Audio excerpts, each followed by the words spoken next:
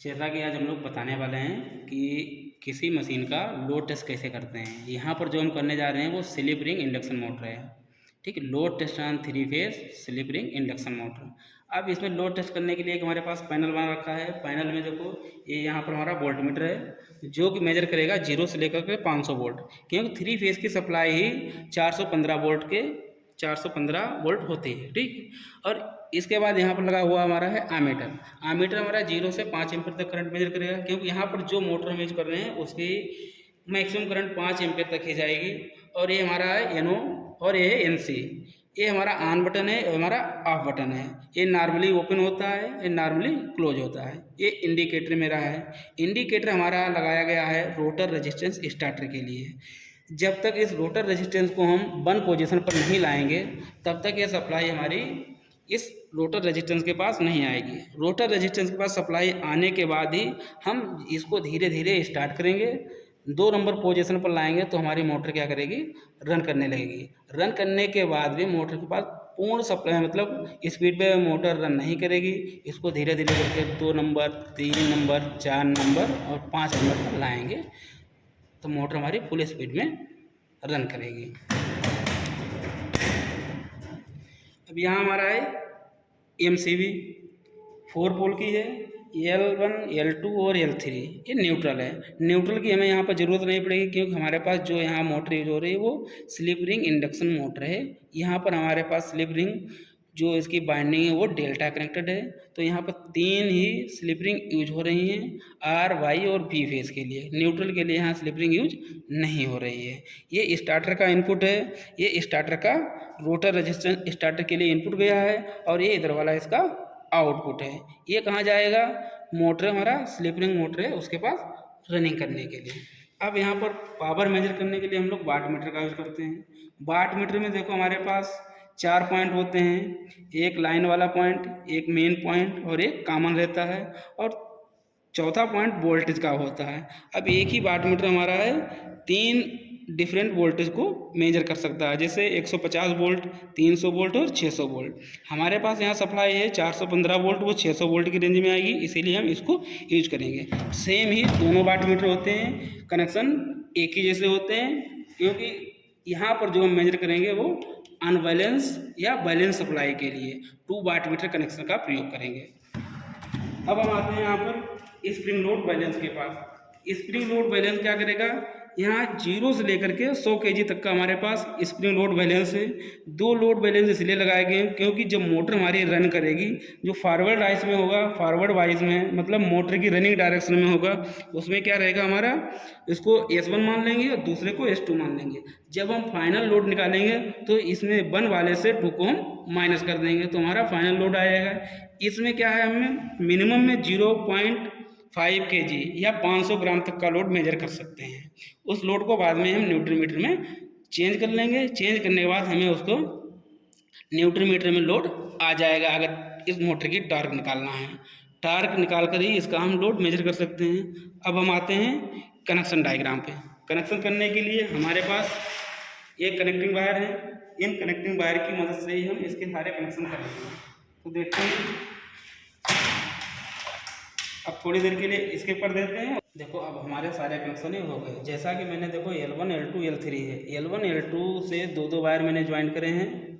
L1 और L2 से 2 wire join करे हैं। 2 वायर इसलिए ज्वाइन करें क्योंकि यहाँ से हमको वोल्टेज को मेजर करना, वोल्टेज पैरेलल में रहता है, तो एक वायर वोल्टेज के पास लाया।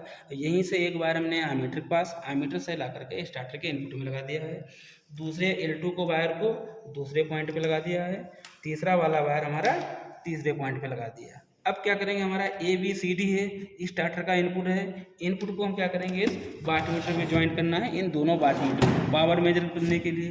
अब वाट मीटर के लिए क्या करेंगे, दोनों वाट मीटर हमारे हैं, यहाँ से जो हमारा A का वायर आया वो इसके M वाले पॉइंट पे ज्वाइन कर देंगे, और C वाला दूसरे के M वाले पॉइंट पे हम ज्वाइन कर देंगे, C वाले वायर को। उसके बाद हमारा जो बीच मिडिल वाला वायर बचेगा B वाला, उसको हम वोल्टेज वाले के पास ज्वाइन करके और वोल्टेज के पास से वायर निकाल करके इस वाले वोल्टेज के पास ज्वाइंट कर देंगे, और यहीं से हम एक आउटपुट लेंगे, वो इस B वाले पर कनेक्ट कर देंगे। उसके बाद इसका लोड वाला पॉइंट A वाले के पास और इसका लोड वाला पॉइंट C वाले के पास। यहाँ हमारा D को D से कनेक्ट कर देंगे, ई को ई से कनेक्ट कर देंगे और एफ को एफ से कनेक्ट कर देंगे सिंपली। हमारे इस तरीका से मोटर कनेक्शन स्टार्ट हो जाते हैं। अब रोटर रेजिस्टेंस स्टार्टर में क्या होता है हमारा है, नंबर 1 पोजीशन पर लाने के बाद ही हम क्या करेंगे, मोटर को यहाँ से एमसीबी ऑन करेंगे। ऑन करने के बाद इसको मैंने वोल्टेज देखो हमारा 425 के करीब मेरा वोल्टेज है यहाँ पर। अब हमारा आ जाएगा यहाँ से, हम इसको ये नो बटन है, ये नॉर्मली ओपन होता है, नॉर्मली क्लोज। यहाँ से इसको स्टार्ट करने के लिए हम पुश करेंगे। पुश करने के बाद आवाज़ दिखाई दे रही है, तो जितना भी वोल्टेज है वो मेरा और करंट इस रोटर रेजिस्टेंस स्टार्टर के पास आ गया। जब स्टार्ट करेंगे तो इसको हम नंबर 2 पोजीशन पर लाएंगे। अगर नंबर 2 पोजीशन पर पहले में कर देता तो मोटर हमारी स्टार्ट नहीं होती। अब इसको हम नंबर 2 पे लाए तो मेरी मोटर स्टार्ट हो गई। ये मेरी मोटर स्टार्ट हो जाने के बाद प्रॉपरली वर्किंग है। स्टार्टिंग में हमारे लोड 0 रहते हैं, अगर ये 0 नहीं है तो इसको हम यहाँ से क्या कर रहे हैं, एडजस्ट कर सकते हैं। ये वाले नोब की मदद से ये 0 हो जाएगा, ये भी 0। अगर ये इधर उधर होता है इसको देखो दोनों पार्ट से आराम से इसको एडजस्ट कर सकते हैं। अब यहाँ आते हैं हम लोग फिर पुनः पैनल के पास में, पुनः पैनल के पास में आएंगे तो इसको हमें एक एक करके फुल स्पीड पे चलाना है। तो यहाँ 3 नंबर पे लाएंगे और फिर 4 नंबर और 5 नंबर पे हमारी मोटर फुल स्पीड में चलने लगेगी। अब मोटर हमारी डैमेज नहीं हो सकती। अब देखिए यहाँ से क्या करेंगे, हमारे पास 2 स्प्रिंग लोड बैलेंस हैं। जो रनिंग डायरेक्शन में उसको हम 1 मानते हैं, जो रनिंग के अपोजिट डायरेक्शन को हम 2 मानते हैं। अब यहाँ से धीरे धीरे हम लोग लोड बढ़ाएंगे। देखो लोड बढ़ाते हुए हमारी ये निडल जो दिखाई दे रही है ये हमारी कहाँ आई है, 1 पे आई है, लेकिन ये अभी भी 0 पर है, लेकिन कुछ हल्की सी तिरछा हुई है, एक निगलिजिबल लोड है।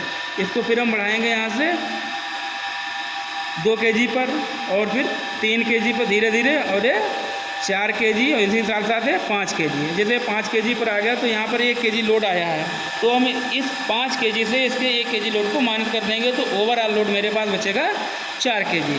इसी तरीका से जब हम 6 kg पर आएंगे, 7 kg पर, धीरे धीरे कर कर ऐसे हम लोड बढ़ाते जाएंगे।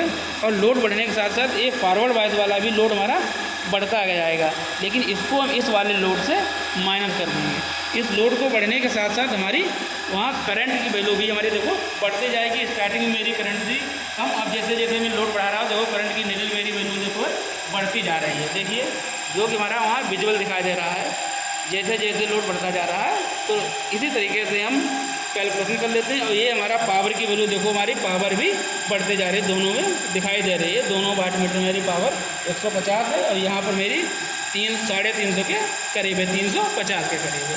इसके बाद हम कैलकुलेशन कर लेते हैं। कैलकुलेशन करने के बाद हम जो भी इसका लोड होगा उसको हम निकाल लेंगे। बस बता रखा था कि ये मोटर हमारी जब 1 नंबर पर होती तभी स्टार्ट होगी। अगर मैंने 5 नंबर पर कर दिया तो हम यहाँ स्टार्ट करते हैं तो मोटर हमारी स्टार्ट नहीं हो रही। जब तक ये स्टार्ट नहीं होगी, चाहे इसको हम 4 नंबर पर कर दें तभी भी मोटर हमारी स्टार्ट नहीं होगी। सप्लाई है इसके पास, देखो नहीं हो रही है, नहीं हो रही। जब हम इसको 1 नंबर पे लाएंगे तभी ये मोटर हमारी स्टार्ट होगी। देखो ये ग्रीन सिग्नल हमारा ऑन हो गया, इंडिकेटर दे रहा है कि ये मोटर हमारी स्टार्ट होने की कंडीशन में। अब यहाँ पर जैसे ही ऑन करेंगे तो हमारा जितना भी वोल्टेज है, करंट है, वो सब इस रोटर रेजिस्टेंस स्टार्टर के पास आ जाएगा। देखो यहाँ से आ गया, तुरंत हमारी ये नीडल दिखाई दे रही है, करंट भी दिखाई दे रही है और ये वोल्टेज तो हमारा पहले से पैरेलल में रहता है। अब जैसे भी इसको 2 नंबर पर बढ़ाएंगे मोटर हमारी स्टार्ट हो जाएगी, पहले ऐसा नहीं हो रहा था। ठीक है, थैंक यू। तो आज के लिए इतना ही।